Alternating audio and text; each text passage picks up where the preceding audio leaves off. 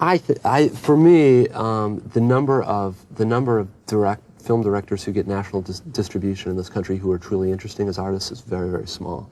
And Lynch was one of them for me. I've been interested in Lynch's films for a long time, and actually in grad school, I think there's a thing about this in the essay.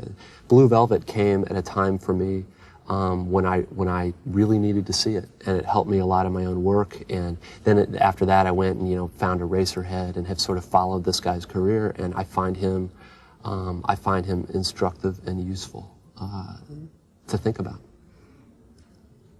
for whatever that's worth. Did you like the movie Lost Highway? I have not seen the movie Lost Highway. I've seen the rough cut of Lost Highway or scenes. They let me go in and sit in what I believe to be David Lynch's personal editing chair, and look at on the little monitor and see, which was the thrill of my life. But I've been on this tour, and even though I'm in big cities, I have not yet gotten to see it. And I'm kind of terrified because there's a big part of the essay that talks about what the movie's about. And if indeed the movie is nothing like that, I'm going to look. Yeah. When he was here, I asked him about what was Lynchian. And I took that right out of your piece. And I'm sure he just looked at you and blinked very slowly. Well, he didn't have a great answer, because I don't think he thinks that way. He obviously doesn't think that way. There's a part in the essay that kind of does this academic, let's unpack the idea of Lynchian, and what Lynchian means is something about the unbelievably grotesque existing in a kind of union with the unbelievably banal, and then it gives a series of scenarios about what is and isn't Lynchian. Jeffrey Dahmer was borderline Lynchian. Borderline. Well, the refrigerator. And actually what was Lynchian was having the actual food products next to the disembodied bits of the corpse. I guess the big one is, a regular domestic murder is not Lynchian, but if the man, if the police come to the scene and see the man standing over the body, and the woman, let's see, the woman's 50s bouffant is undisturbed, and the man and the cops have this conversation about the fact that the man killed the woman because she persistently refused to buy, say, for instance, Jif peanut butter rather than Skippy, and how very, very important that is. And if the cops found themselves somehow agreeing that there were major differences between the brands, and that a wife who didn't recognize those differences was deficient in her wifely duties, that would be Lynchian. This weird confluence of very dark, surreal, violent stuff and absolute, almost Norman Rockwell, banal American stuff, which is terrain he's been working for quite a while. I mean, at least since Blue Velvet. You think the failure of Dune was good for his career? Because it made him understand a system that he didn't want to be part of. What happened to Lynch with Dune, and now I'm getting a lot of this from my research, which was published stuff. It's not like, Mr. Lynch and I had coffee and he told me this stuff.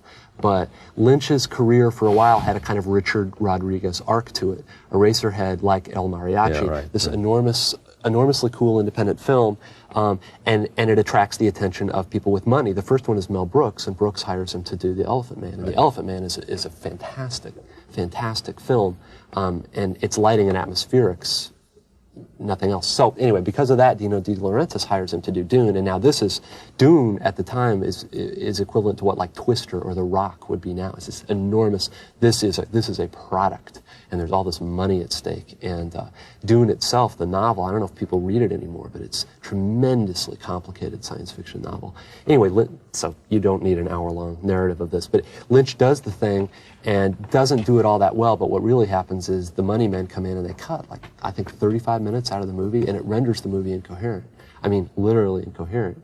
And it was a huge flop, and I think Lynch ate the flop and decided that what he wanted to do is he wanted to, rule over small films rather than serve large corporate ones. I mean, he was really one of the first, we see a lot of them now, the, Cinemax and Fine Line directors, these kind of independents, who are doing stuff a little out of the mainstream but still getting national distribution. As far as I can tell, Lynch really pioneered that ground. He was really the first one to be doing small, eccentric films that got a very wide release, with Blue Velvet being the best example. And this may be entirely false. I mean, I'm not a film scholar. But you like movies. I do like movies. Front row.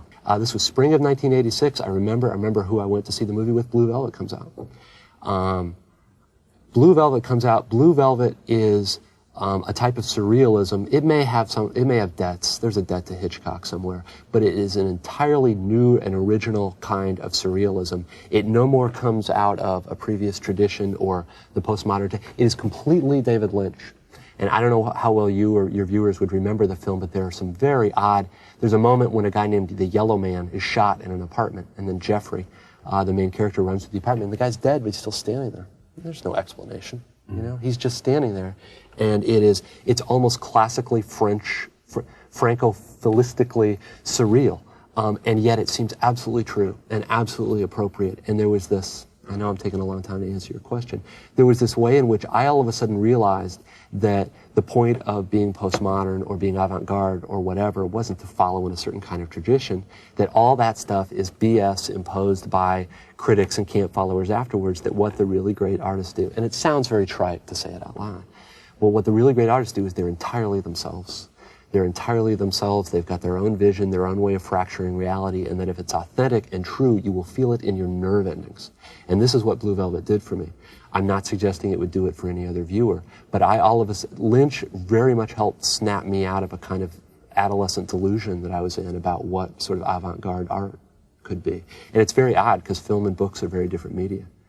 But I remember going with 2 poets and 1 other student fiction writer to go see this, and then all of us going to the coffee shop afterwards and just, you know, slapping ourselves in the forehead. It was this truly epiphanic experience. Yeah, that's right. You feel the same thing when you see Lost Highway, too. I hope so. Because the same thing, and you walk out and you're saying, I have no idea. It just was an experience. And it was an experience inside of David Lynch's head. What's weird about Lynch, though, I didn't get any message. Did you see Wild at Heart? No. I did see it. See, I don't think Wild at Heart is good at all. Yeah. Laura Dern and Nicolas Cage, and they're great performances. With Willem Dafoe in there? Willem Dafoe is in that with black stumps for teeth. I mean, there's all kinds of, and it's set up exactly the same way, and yet it falls flat. There was some magic that Blue Velvet had, and I think it has to do with the hoary old concept of a well-developed central character who is Jeffrey, Kyle MacLachlan.